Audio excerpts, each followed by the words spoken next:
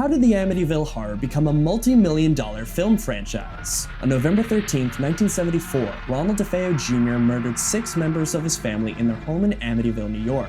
After he was convicted the following year, the house was sold to George and Kathy Lutz, who moved in with their 3 children. However, the Lutzes moved out after only 28 days in the home. The Lutzes claim they were being haunted by paranormal forces during their time in the house, but others say they know the real story.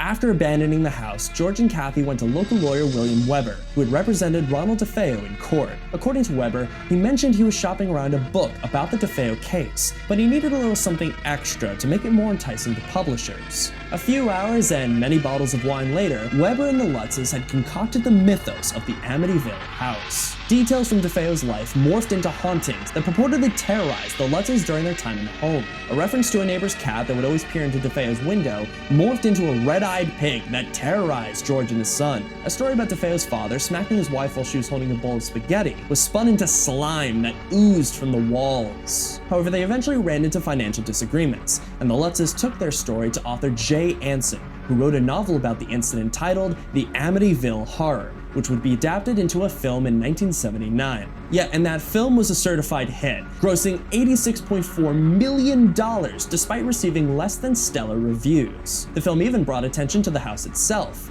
attracting new buyers, news reporters, priests seeking to exorcise it, and paranormal investigators. Now, you may think the Lutzes were able to make millions in royalties off of this, but there's an interesting hiccup here. Because Amityville is a real place, and the facts of DeFeo and the Lutzes' lives are considered historical, the story itself is not protected under copyright law. This means that anybody, including you, can make an Amityville movie, no lawyers necessary.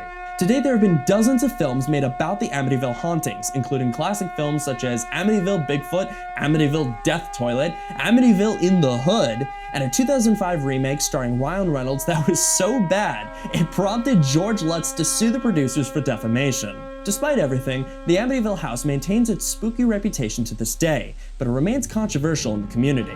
Many residents believe that it gives the village an unfairly bad reputation. Coincidentally, some later owners have also had to quickly move out of the home, but not because of ghosts, but because of harassment from fans of the films.